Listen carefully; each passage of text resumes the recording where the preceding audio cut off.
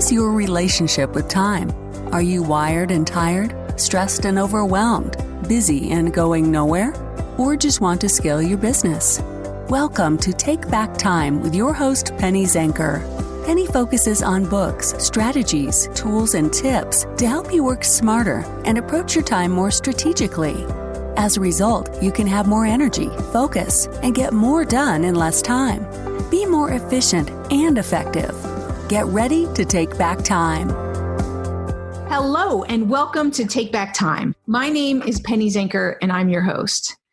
And today, we're going to talk to Chris Voss. Chris is a recognized social media leader by Forbes, CNN, Huffington Post, Alltop, and so many others. Chris Voss, he's the CEO of Strategics One Consulting, and he shares over 20 plus years of experience as a serial entrepreneur of successful companies in various fields of business and marketing. And Chris, I'm really excited to have you here. You are, we were just talking a little bit before that you're all over social media and one of the guys to watch and follow. How did you get to this status? How did I get to this status? I started at 18 building my own companies, being an entrepreneur and building companies. That was something I kind of fell into. And it basically started in high school. I was a rebel. I had long hair and lived in Utah, which is a predominantly very religious state, and pretty interesting things there with, what I had to deal with. So I got fired from McDonald's because they didn't like my long hair. Sounds like I was raised in the 60s, doesn't it? You're one of those hippie kids. So I got fired, and I worked for my dad's little subcontracting company, Plaster Foundations, and he'd since packed it up, and he said, why don't you go do that? You know how to do the work part of it, and you just got to go sell. And so I did. Since then, once I got the entrepreneur bug, it never ended. Well, I built a lot of companies over the subsequent years, and then the recession hit and pretty much wiped out my empire of everything. Wow. Back then, you couldn't get anything to run. And I was doing so many different things to try and get new businesses going that would work in the new economy, what there was of the economy at this time. My friends were telling me, they're like, Chris, you tried so many different new companies and new different ways of doing business that if it ever comes out that you became an international arms dealer just trying to survive in this economy, we wouldn't be surprised.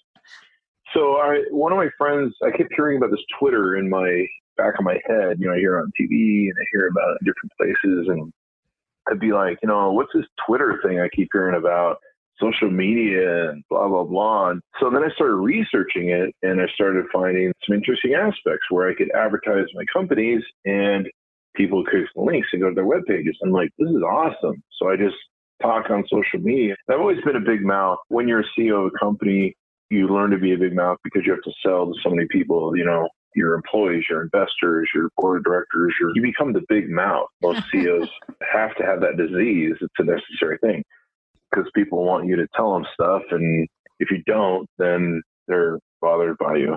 So that's what I did. So I started learning social media and managing it, trying to save my businesses that were failing in the economy. And people took notice. I think early on, I was like 1,000 people on Twitter before all of the movie stars or rock stars showed up. I learned how to game the system, how to motivate people to click, how to advertise, market, all that sort of good stuff. I come from a background of sales, so it was just real simple for me. I mean, social media, it's media that's social. For me, there's no brain surgery there. I want to stop you there because I think there's a lot of people, right, online that are building companies, right? There's a lot of CEOs and entrepreneurs who listen to the show. And, you say that motivating people to click, it sounds really easy, but it's not.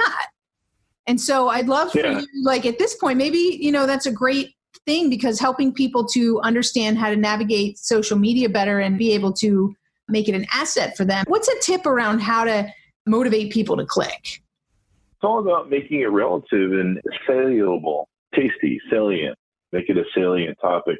When I write ad copy, I sit and I look at it and I go, why would I click on this? Why does this appeal to me? What makes it interesting for me? One thing a lot of people fail at when they make ads or when they try and pitch or sell things, they sell it based upon why they would like it. And sometimes there's multiple aspects or facets as to why people might buy a product. And sometimes they're maybe more applicable as to why is this important to me?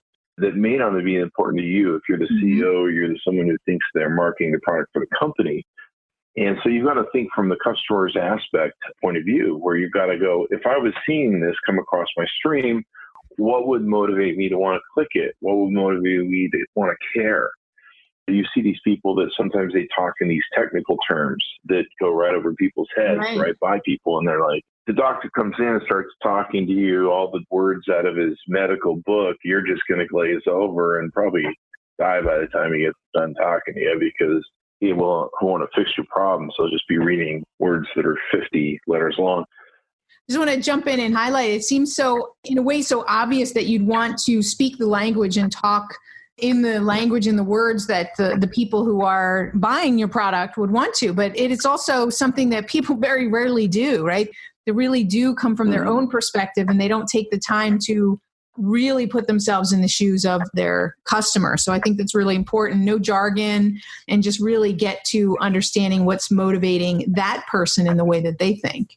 Yeah, it really is about them. And so many people lose sight of that when they're coming up with ad campaigns. I mean, when I do something, I'm like, why would I want to click on this? Why do I care? Why should I be motivated? What's exciting about this? People buy and spend based upon emotion. We don't buy off intellect. Of course, we wouldn't. If we did, we wouldn't buy half the crap that we buy, right? Totally. Yeah, I'm sure you, like me, I've gotten home with some of the stuff I buy, and I'm like, why did I do it? Oh, absolutely. That wasn't logical at all. And now my credit card's loaded up, but I feel really good about it. But logically, I don't know how sure I'm going to make the mortgage payment next month. I live here in Vegas. A lot of people go home with that. They're like, why did I spend my child's savings for their college this weekend? I'm going to explain to my wife. That's another topic altogether, right? But I felt really good doing it when I thought I was going to win $1 million. But, make it salient. So there's that. Awesome. Any other tips that you would give somebody who's just getting their feet wet in the social media realm? Like, do you like Twitter better than Instagram or Facebook or LinkedIn? What would you advise somebody as to how to identify which platforms are right for them? That's a really good question, because you get people that are like, well, I really like this and I don't like that. I don't like LinkedIn. I like Facebook and stuff. Depending on what product you're selling, but just about any wide-ranging product you're going to be selling, you're going to want to be engaging all the different major platforms. And nowadays, it's pretty easy. You've got MySpace and Google+. No, I'm just kidding. They're people are like, what? No, you want to have LinkedIn, Twitter, Facebook pages for your business, LinkedIn for both your personal and your business. There's corporate profiles now. In fact, LinkedIn just came out with a new way to present corporate profiles, much better. And you want Twitter. And a long time ago, this has stuck with me for years, and I wish I could give credit to who the person was who came up with it. So whoever that is, it wasn't me. But the brilliance of it is Twitter you think of as the bar. It's a noisy, rousy place. It's the bar. There's pee on the floor and people puking, and it's Twitter. But you've got to be on it because some of your audience is on it. Some of your customers are on it. There are some customers that they love Twitter, and they're on it. And if you're not on there, you're not engaging those people. Same thing with LinkedIn. LinkedIn, you can equate to the office. So Twitter, the bar, LinkedIn, the office. That's where you do all your business, your level C work. You want to be professional over there. You don't want to post, nude pictures of yourself and stuff like that. Save that for Twitter, Snapchat. I'm just kidding. It's the place where you're going to post more relevant stuff. Like on Twitter, you might post like, hey, here's the stupid car I saw that looks funny, or a funny meme. On LinkedIn, you want to be talking about business and business stuff, just like you would at your office. And then Facebook is kind of like the family. It's kind of like the home. So you've got LinkedIn as the office, Twitter's the bar, Facebook is the home. Facebook is where you kind of interact with some of your family members. You share the photos with the grandparents. You can build some really good business relationships on Facebook, but it's kind of more personal. And, you may want to cut off certain things from being seen by the rest of the world, like maybe photos of your kids that you want to see for your grandparents. Maybe posts that you want to talk about how you feel about certain things, but you don't want maybe those being seen by business people that might, be like, oh, we're not sure we should hire him for posting that. I would say you definitely want to tackle all three. Instagram is definitely a place you want to be for stuff. A lot of people are making traction on Instagram, and I'd say beyond it, it's a little tougher to game Instagram, but that's the beauty of it, I suppose. But I definitely recommend Instagram. If you're trying to do business, you're being a business person, you want to master Instagram, the best thing to do is don't fumble around, make a bunch of mistakes, hire a professional. We do consulting on it for it. Anyone else, hire somebody who's a professional and knows what they're doing and knows how to be successful in it. I highly recommend if you're going to hire somebody who is successful at it. If you're hiring somebody who has a follower account on Twitter, just look at how people are successful. Certainly, I come with my own accolades that people can look up and go, I mean, you must have done something to get on the Forbes fortune list. Who's, across my audiences and multiple Twitter accounts, we've got close to 400,000 followers and people, and then on LinkedIn. And so you can look at it and go, okay, well, Chris must have done something right to get these people. I might have just posted nude photos and everyone's like, that's great, let's follow that guy. But I doubt it. No, I think it's really important because I've seen a number of people who I want to highlight two things that you said that are so important, especially for the show being Take Back Time, is that a lot of entrepreneurs and business owners, they try to do everything themselves. Then they spread themselves so thin and they're really not doing it right. And so therefore they're wasting their money that they're investing in any of those platforms. Well, that's a lot of what we do with our clients. We show them how to manage or do their social media, but do it effectively to where they're not wasting a lot of time with it, because you get into a lot of time burn and time suck. I think we've all been there. We open up our Facebook and go, I'm going to spend 5 minutes here. And then 3 hours later and half a day lost. We're like, oh, man. Totally. So I think that having a strategy is really important in knowing how you're going to use it. And there's so many people out there, and maybe you can shed some light in some other areas. So many people who say they're experts. I myself have invested a significant amount of money, and then to find out that they didn't really have the expertise that they seem to have. And I think it's a really important point in terms of doing your due diligence. And just because they say they're great, what other kinds of due diligence can you do? You can see how are they presenting themselves online? Do they have, if you're looking to get 10,000 people to follow you, do they have at least 10,000 or 100,000, right? 10,000 people follow you. I don't want to knock social media people that are out there. There are a lot of good people that they aren't good at building audiences, but they're good at some of the basics of managing social media. Okay. Usually my first thing that I look at is audience size. I had somebody write me the other day from LinkedIn, and they were connecting with me, and I was feeling out if I wanted to prove their connection. And they had this, I'm a social media rock star, and I'm huge, and I build big things, and I can kick butt, and I'm a king of social media, that sort of thing. So I looked at their Twitter, and I think they had like 800 followers or something. And I'm like, huh. And most of my friends and people I know that you'll see on the Forbes 50 list and other top lists that I get on every year, they have 300, 400, 200, 100, 1,000 follower bases. And they're successful because a lot of people follow them, listen to them, and of course they put out a lot of content. So it's kind of funny. I said to this person, I said, I don't understand, how are you the king of social media when you only have 800 followers? And he's like, well, I really know what to do, and I've got a lot of clients. And I'm like, well, you certainly fool a lot of people and that you're good. And, I imagine he's probably good, but that's relative, isn't it? And what was funny was then I Googled him. That's another thing that's very important to do, Google him. And there was this article about a guy with his same name, not robbing a bank, but breaking into a bank and getting arrested for it. And he was in like Indianapolis, Indiana. And so it was kind of like really odd that someone with the same name as his, one of their first Google things would be them breaking into a bank. So I wrote him back and I said, hey, I just Googled you, doing my background research on you. And did you he didn't rob a bank, but he broke into it. And I go, did you break into a bank? And he goes, oh, yeah, that's a mistake I made when I was really young. Well, the story is, according to the articles, is that he was drunk and he went to a closed bank and ripped the door off somehow, or the handles off, or broke the windows or something along those lines. And he was drunk from a drinking binge that he said was in his college years, but I think it said in the article he was like 29. And so it's amazing to me sometimes how often when I come up on clients, like you say, that end up feeling a little deceived. They just never Googled, just never did a Google search and said, who is this guy and what is he about? It's amazing what you can find, especially when you go to page 2 on people. you go on to page 2 on me, you can find out about my lengthy prison term at Cuba and the Cuba thing when I was held by the American government. I'm just kidding. I can't even come up with this. I'm trying to do the joke here. I can't even remember the Cuba prison that I was going to pull that out. What's the Cuba prison that we have for all the Iraqi, all the Al-Qaeda people? Anyway, right. I failed to that joke. Clearly, if you Google, though, Chris Voss, you will find that he fails at jokes every now and then. So that'll be on page 2, I'm sure.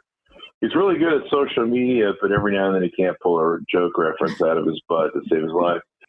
So, distractions are the enemy of productivity.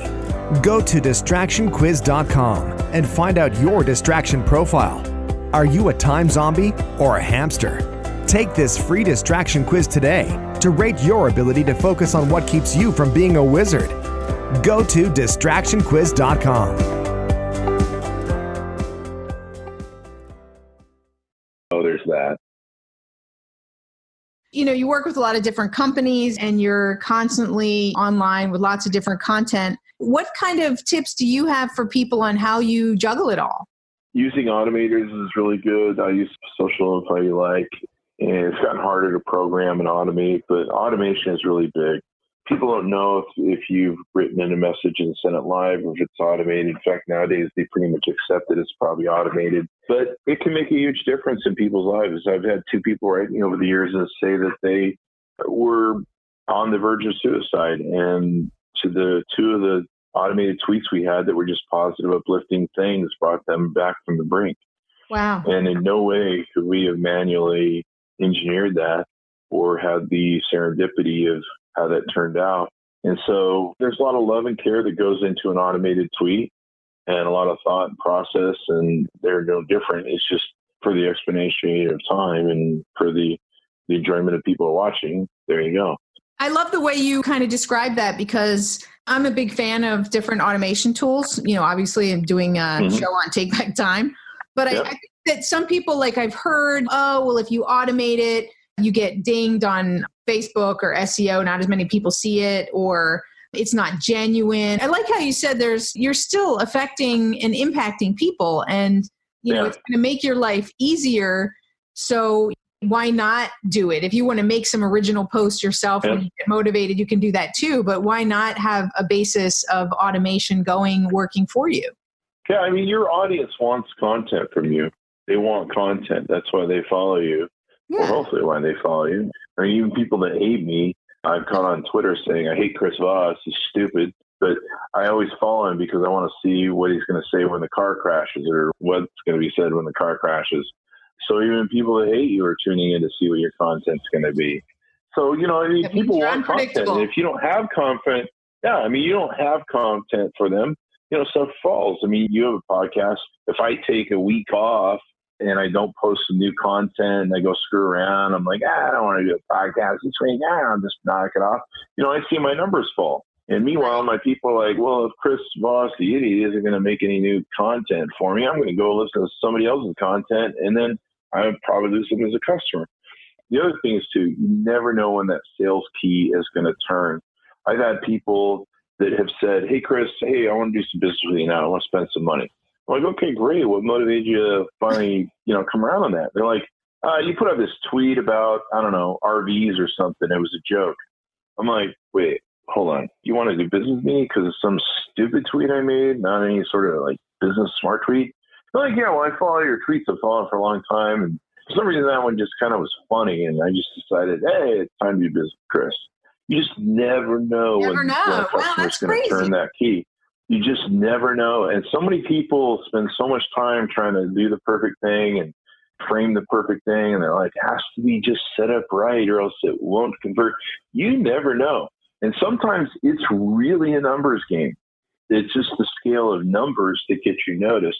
One of my player friends, he was going, Chris has got so many canned tweets. He never shuts up. But people like that. People like content. They like stuff you can read. If you've ever gone on like YouTube to eat some food or something, like I normally consume YouTube, usually I'll be eating a meal and I'm like, let's watch some videos while I eat a meal. And you can't find something to watch. That's the most annoying thing ever. Or what's even worse is when your favorite show or maybe your favorite news channel, like I like to watch, doesn't have anything really good on. And you're just like, well, you guys have really failed me as a content subscriber, as a content engager and a consumer. So, you've got to be there for your audience. And like I say, you never know.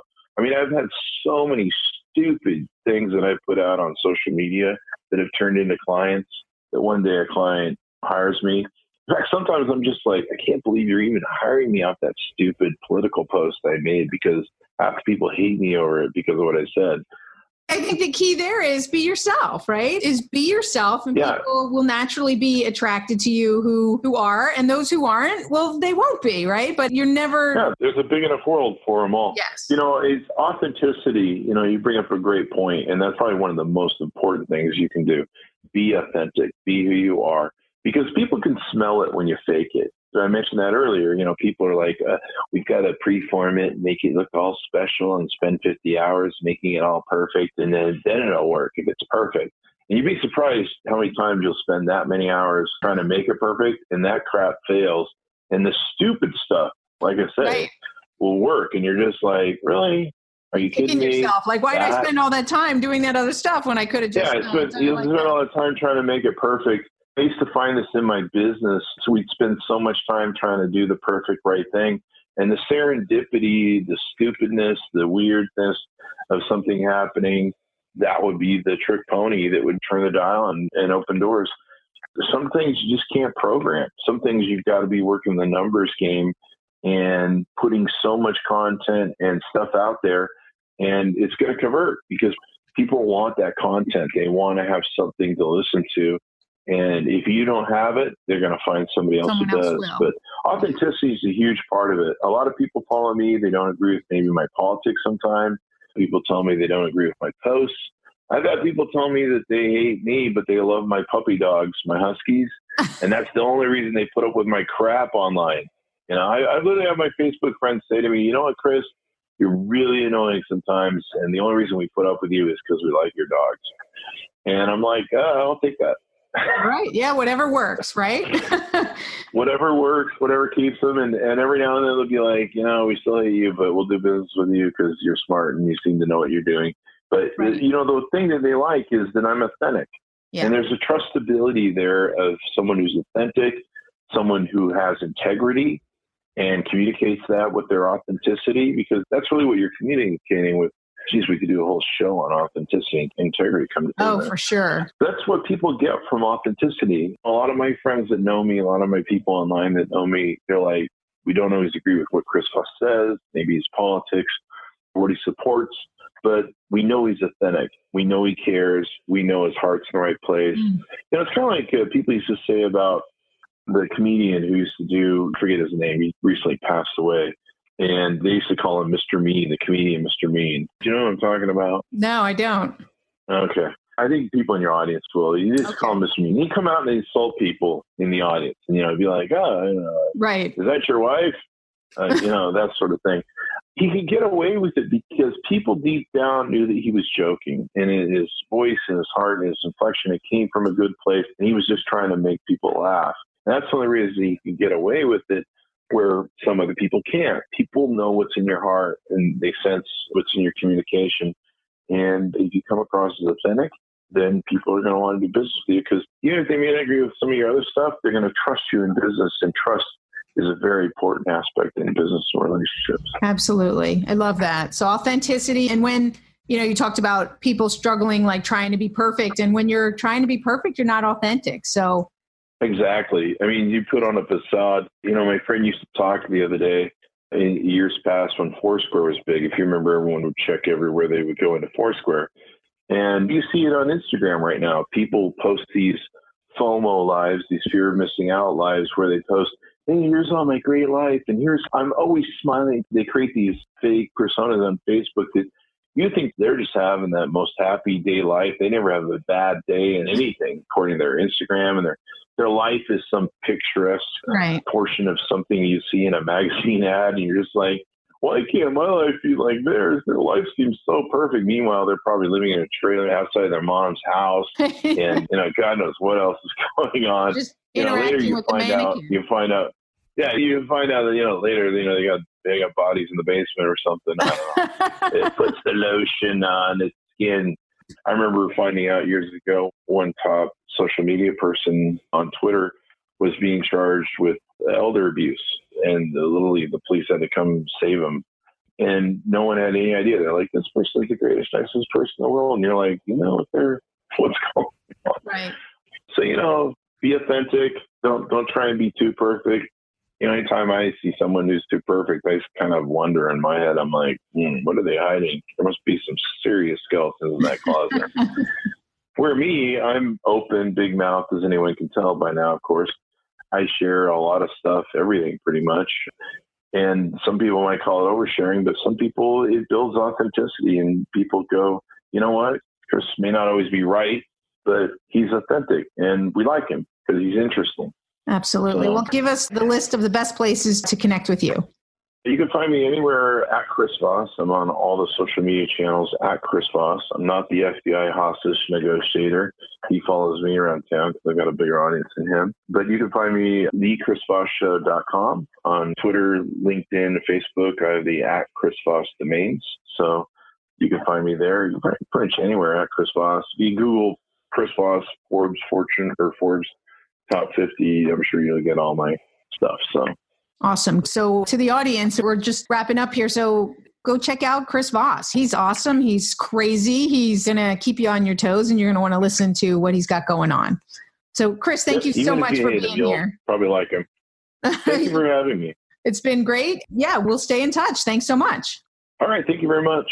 And thank you all for being here. This is Take Back Time, Penny Zenker, and we will see you on the next episode. Thank you for listening. Today's topic is another opportunity for you to put the knowledge you learned into practice. Tune in again next week for more strategies that will help you have more energy and focus to get more done in less time, so you can continue to take back time.